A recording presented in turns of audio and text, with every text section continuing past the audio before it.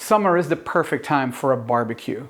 When I was a kid, my family would often spend vacation time at Het Meerdal. People typically would rent bungalows there, but my family had a permanent spot for our caravan met voortent, a camper with an attached tent. While my mom could cook in the camper, we would often barbecue, and when we did, it was my job to make peanut sauce. My favorite grilled dish to eat with that sauce? Kip Saté, marinated chicken on a skewer. My parents used to buy it from the slager or butcher, already marinated and on skewers, but we are going to make it from scratch.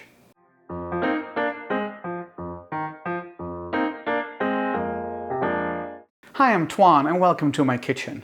If you're new to this channel, I focus on cooking foods from my home country, the Netherlands, and some of its former colonies such as Indonesia. I've had a lot of requests for my Kip Saté with peanut sauce recipe, and since we just got our grill back up and running at the new house, it's a great time to make this. The one we're making today is a more traditional Indonesian satay ayam, and ayam means chicken. The Indonesian word satay means grilled meat.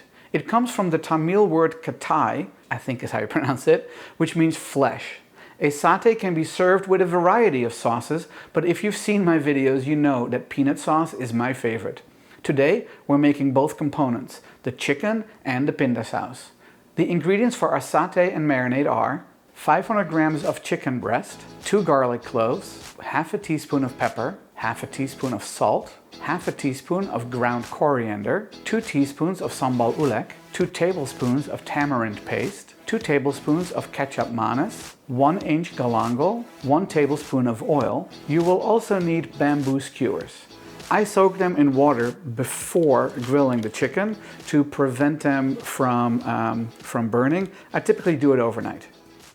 For the Indonesian style pinda sauce, you will need 2 garlic cloves, 1 teaspoon of sambal ulek, 30 grams of gula jawa, 1 teaspoon tamarind paste, 1 teaspoon lemon juice, 2 shallots, 2 tablespoons of ketjap manis, half a teaspoon of ground coriander, half an inch of galangal, 1 stalk of lemongrass, 400 milliliters of coconut milk, make sure it is whole coconut milk, not light, and 300 grams of peanut butter, all natural. The only ingredient listed should be peanuts. You may need some salt to taste. Let's start the marinade for the chicken. You can do this in a mortar and pestle or in a food processor. I'm using my food processor. This doesn't make a particularly large amount of marinade, so I'll be using the smaller bowl on mine. Here we go. I'm going to peel the galangal. First I'm going to cut about an inch worth, so right there. Galangal is really hard, so be careful when cutting it. Galangal is a rhizome similar to ginger, although it has a little bit of a lemon scent and fragrance. This is a fresh one we bought at an Asian market, but you can also get it frozen, in which case just let it thaw out a little bit before using it. Okay. I'm going to use a microplane to grate the galangal into the food processor bowl. That's because it is a really hard rhizome. And if you just leave it in chunks, it's very likely that a piece of the galangal is going to get stuck on the blades. So by just grating it, you make it a little bit easier for your food processor to mix it through. Be careful not to grate your fingers. You can smell that lemony fragrance as you're grating it. So I cut off a piece that is a little bit larger than an inch so that I have something left to hold on to as I'm grating it. So we're almost done. Okay, on to the garlic. I have my garlic cloves here and we'll need to peel them. Now to make peeling a little bit easier, I like to smash them a little bit. And look, when you do that, the peel comes off just in one piece. Let's do the next one.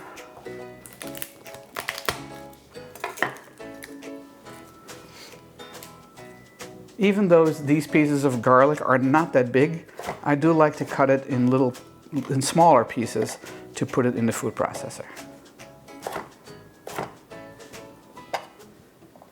Now we're going to add in the rest of the ingredients into our food processor bowl. The salt, the pepper, the tamarind paste. I'm going to use a spatula to get it all out. The ketjap manis, the ground coriander, the sambal ulek, and lastly, the oil. Now I'm putting the bowl into my food processor.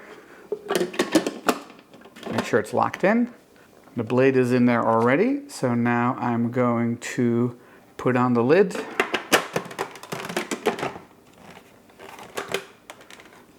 And I'm going to turn it on. What we're looking for here is a smooth paste. So I like to use my spatula to scrape down the bowl a little bit to make sure all the ingredients make it back to the bottom so the blades can get to them. It already smells really good.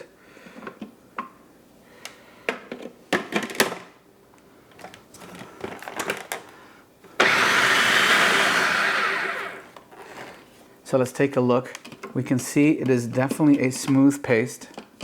So this is ready. Okay, I grabbed the glass bowl, and before I put this in the sink, I'm gonna scrape off whatever has splashed up to the lid and put this in a bowl. You need to get a bowl big enough to also hold your chicken, because this looks like way too big a bowl for this little bit of marinade, but the chicken's gonna get added to it. Let me put this away. And we're going to get all of this in here. I'm gonna put this in the sink, clean up a little bit, and next we'll be doing the chicken. Since I'll be handling raw chicken, I've put on some gloves. So I wanna cut the chicken into chunks that are about 1 inch by 1 inch, 2.5 centimeters by 2.5 centimeters. I do that by cutting long strips first, and then cross cut and make them cubes. And then just put them in the marinade.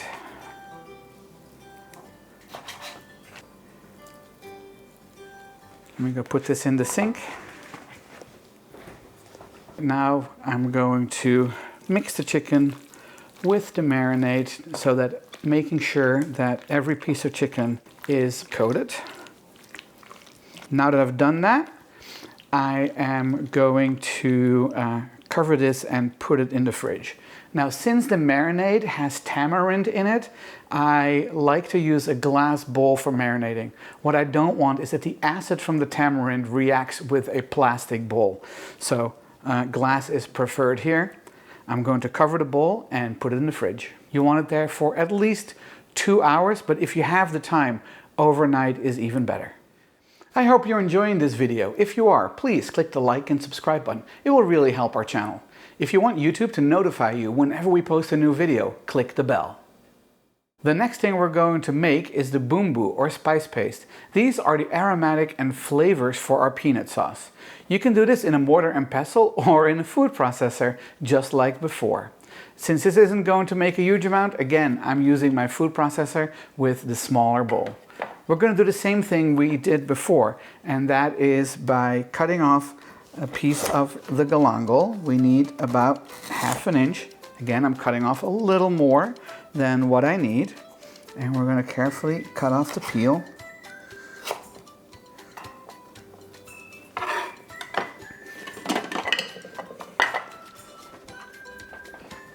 And again, we're going to grate the piece of galangal.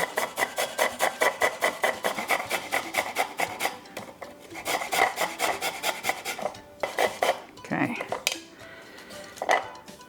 Next, garlic cloves. Smash it a little bit, take off the peel, give it a rough chop, add it to the bowl. Moving on to the shallots. First, I have to peel the shallots. For that, I'm going to cut off the root end and the tip and carefully peel off the paper. Now that I've removed the paper, I'm going to cut them into chunks and add them to the food processor bowl.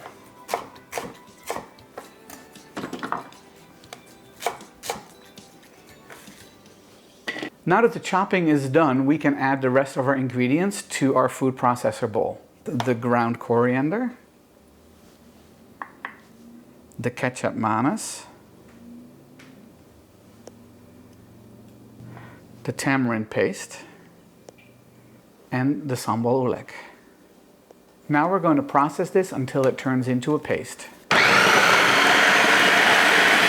Okay, scraping it down so the blades can reach it all. and we're going to process it some more.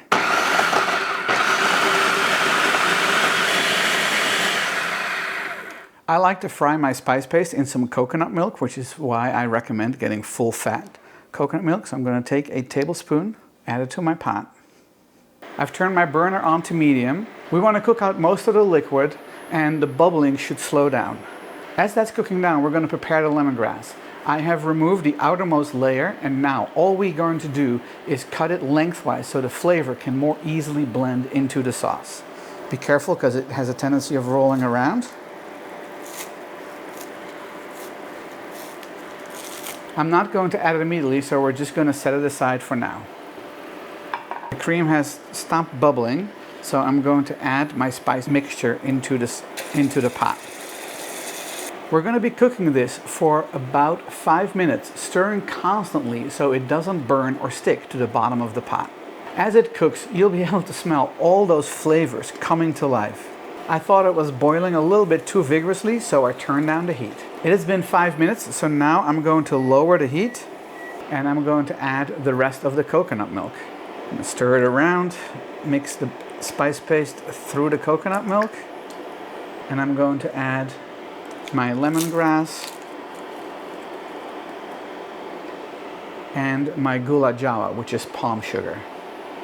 We're going to let this simmer for at least 10 minutes or until the sugar has dissolved in the coconut milk. You can come and stir it from time to time to help the sugar dissolve. All the sugar is dissolved, so it's time to add the peanut butter. But before I do that, I have to remove the lemongrass.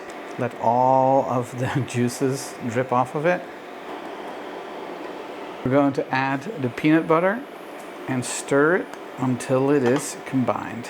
Traditional Indonesian recipes will often have you start with unroasted, unsalted peanuts and then roast them yourself and grind them yourself. But I am sure that that is a better flavor than using peanut butter. For me, it is not worth the effort, especially since I can find peanut butter, we can find peanut butter here that has no additives. Okay, continually stirring because you don't want the peanut butter to burn or get stuck to the bottom. Okay, I think I have all the peanut butter mixed into the coconut milk. So now the last thing to do is to add our lemon juice, mix that through, and we're going to let this simmer for another 10 minutes. Now that the sauce has finished simmering for 10 minutes, let's check the consistency. This is a little bit too thick, so we can either add more water or more coconut milk. I'm going to add a little bit of water. Add only a little bit of water at a time because it's easy to add more, but you cannot remove it if you add it too much. So you don't want the sauce as thin as water because you still want it to coat whatever you're dipping in it, in this case satay. I think this is a good consistency. It just kind of falls off my spatula in little globs, but not like in really big thick globs. So now I'm going to turn off the heat. Okay, I'm going to taste the sauce. I'm actually going to add a little bit of salt. I don't need to add more sambal. There is a nice little bit of heat at the back. And I don't think I have to add more ketchup. So let me get some salt and we're going to add that. Just a pinch. Make sure you stir it thoroughly. Since my wife and I are the only ones eating this, I can use the same spoon to taste. If you're serving it to guests, you probably should use a different spoon. That's perfect. All right. So I'm going to put this in a bowl and we'll continue on. I made a batch yesterday and it's marinated overnight. That's the chicken I'm using now. We're going to prepare the skewers for grilling. The chicken is still raw, so again, I'm wearing gloves. And I'm going to put 3 to 4 pieces of chicken on each skewer. Instead of just putting it straight through the chicken, I'm going to zigzag it a little bit. That will help the chicken stay on the skewer. The other thing that's important to know is that the sharp end of the skewer should not be exposed as you do this. And the reason is that you don't want that little point to burn, even though we have soaked it overnight. I'm going to continue skewering all the chicken. As you may know, the Netherlands can have a lot of rainy days, even in the summer. and it seemed like every time my family would decide to barbecue, it rained. I can still picture my dad trying to get it started while holding an umbrella. My mom, my sister, and I would stay dry in the tent cheering him on. All right, I noticed that the pokey end, the sharp end is poking through, so I'm going to just pull it back a little bit. Okay, there you go. The other thing that the gloves help you with is prevent your hands from getting dirty from the marinade.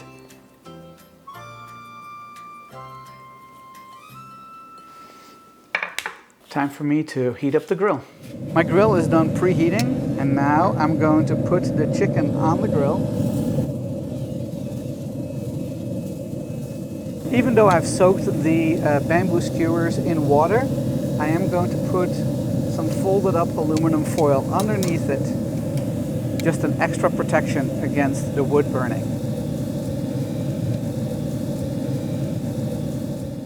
Taking the skewers off the grill, and I have 1 Kip Saté, some peanut sauce, so let's dig in.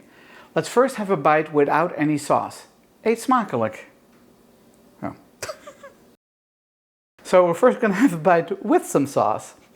Eet Smakelijk.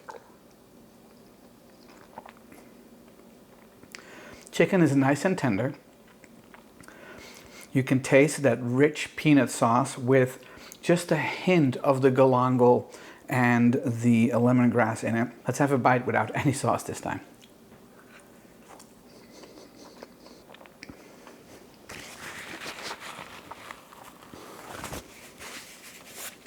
The tender chicken, together with those sweet, tangy, and spicy flavors from the marinade, make for a complex and delicious combination. So good, and with the peanut sauce, even better. It is a great combination. I hope you enjoyed this video. If you did, please click the like and subscribe button, and don't forget to share it with your friends.